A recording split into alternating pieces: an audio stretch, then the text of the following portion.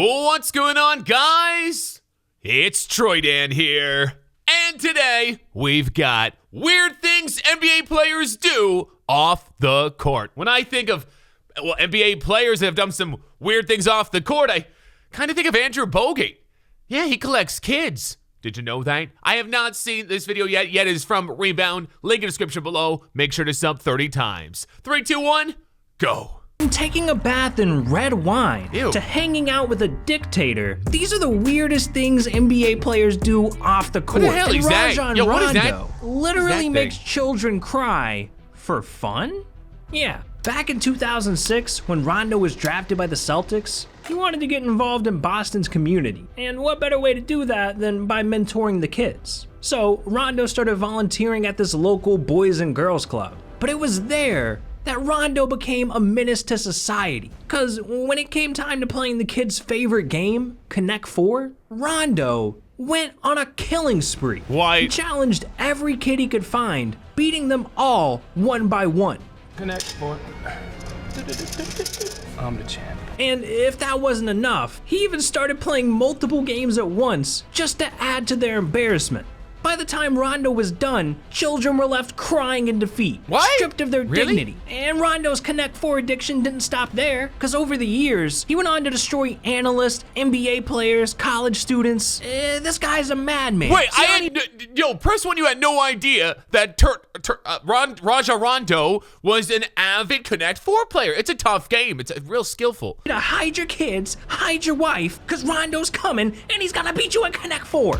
3 in a row, go for one Rondo's more. a weird guy, but Go what for it. Amari Connect 4. Stoudemire does off the court isn't just weird, it's disgusting. Wait, Amari Stoudemire is Jewish?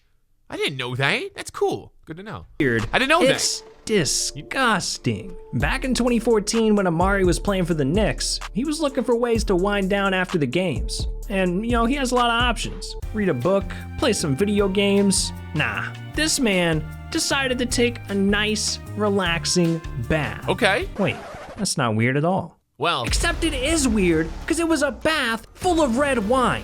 Yeah, Amari literally fills up his entire bathtub with gallons of red wine. That's a waste and of just liquor. chills in it. And when a reporter asked him why, Amari made it even weirder. And what is the sensation like? Like, how does it feel? I mean, why don't you come in and try it? I know you're only 5 foot, so there's plenty of room. I guess okay. No, just keep going. that Don't would be say the it. professional thing to do. Somebody got some shorts? Get naked. Get you nude go. and Oh man. get some red wine in your ball Feels- sack. What? You know what it feels like? Pretty hot, huh? It feels like money, to be honest. Have you tasted this?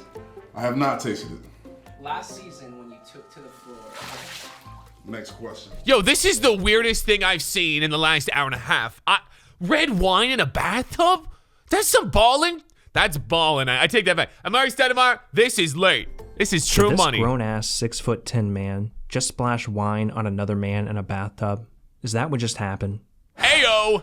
Let's just move on. Hey, at least did it Amari right. still had basketball, I Sus. guess. Because sometimes the weird things that NBA players do off the court ends their entire Bonner? career. And Bonner. that's exactly what happened to Matt Bonner. See, back in 2014, Matt was on the Spurs, and he was playing like complete garbage. I mean, this dude was averaging just 3 points a game. How could he be that bad? Well, it turns out that off the court, Matt had an addiction that was taking over his life. Please don't be coke. Please don't. Sandwiches. Being in the NBA, he got to travel from city to city, trying sandwiches from all over the country. And this strange sandwich addiction led Matt to starting up his own website, where he would blog about all of the different sandwiches he was trying, called Matt Bonner, Sandwich Hunter. Oh, God. One day he'd be at a food What? store in Dallas, and the next he'd be at a deli in Sacramento, just trying all different types of sandwiches. And this obsession took priority over everything. Wow. Including basketball. Wow. Matt wasn't hitting the gym or practicing. He was too busy eating sandwiches and blogging. And just a year later, his addiction won, as Matt was forced to retire from the NBA in 2015. F's in the chat for his career. I didn't realize he went down that route, man. I've seen a lot of men go down that same pathway. It's never good. It's hard. It's hard, man. Now, at least Matt still had sandwiches and his life. Because some NBA players do some weird things that almost kills them. Like Carmelo Anthony. See, back in 2015, He bought a camel. Carmelo was on a vacation in the Bahamas with LeBron, Chris Paul, and Dwayne Wade, where they decided to rent the finest sea vessel across the land, a banana boat. Now, there's a lot of problems with this picture, but there's one problem. Wait, is Melo a girl? What's that going takes on? the cake. Where the hell is Carmelo? Well, apparently, Oh. before this picture was taken, Melo thought it'd be a good idea to jump off the banana boat into the middle of the ocean without even knowing how to swim. Yeah, this is where things get deadly. Cause when Melo got hit by a massive wave, he got sucked into the current and started drowning. He was sinking fast and his life was flashing before his eyes. When all of a sudden, something glimmered in the distance. LeBron? Something big. Shawn Michaels? And yellow? The banana boat. It was coming to save him. And that's the last thing Melo remembers before blacking out. Really? Melo was breathing. He was alive. And when he looked up to see who saved his life, it was none other than the banana boat's captain, LeBron James. I told people this story before. I said, listen, I've seen LeBron do a lot of amazing things on the court. That was special. Off the court, when he went and saved Melo life. He saved my life. I can't hold you. He saved my life. He saved my life. He saved my life. Hey, Yo, Bron, huh. I appreciate that. You saved my life. I appreciate Yeah, it. shout out Them to little flippers Yo, wasn't working. go get him, LeBron. Damn, Bron really out here carrying other players on and off the court. Huh. Now, on the topic of great NBA players, Man, imagine you drowning and LeBron James comes to save you. That'd be cool. everyone That'd be cool, knows man. Shaq is a basketball legend, but there's something off the court that he's even better at.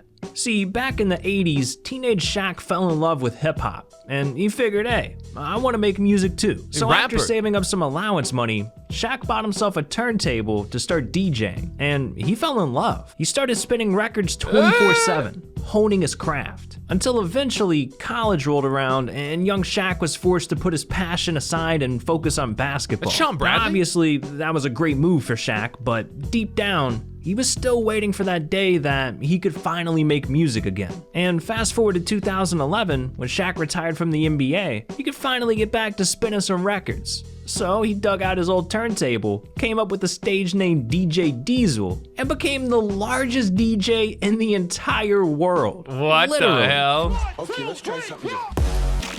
Whoa. Yo, is this pre-COVID? Because if not, this is a mess. I should go to the Shaq concert. Going to the Shaq concert tonight. Shaq's pretty damn good. He's been performing at sold-out shows Steve across Aoki. the world, like Tomorrowland in Belgium, Lollapalooza in Chicago. He even hosts a music festival in Miami every year called Shaq's Funhouse. Now, the fact that Shaq is a famous DJ is kind of weird, but it's nowhere near as strange as what Dennis Rodman does off the court. See, this I wanna dude's go to idea North of Korea. fun means hanging out with one of the most dangerous people on the planet. I want to go to Yeah. North Korea. Back in 2013, I want to go to North Korea. I want to go to Rodman North Korea. I want to go to North Korea. Is it worth it? I want to vlog in North Korea. I could die. Yeah, I could die though. So I gotta weigh the options. got paid to run a basketball camp in Pyongyang, North Korea, in front of tens of thousands of fans. And one day during the middle of practice, something weird happened. See, That Rodman stadium. was sitting on the bench when, all of a sudden, every single North Korean in the entire arena stood up and started clapping.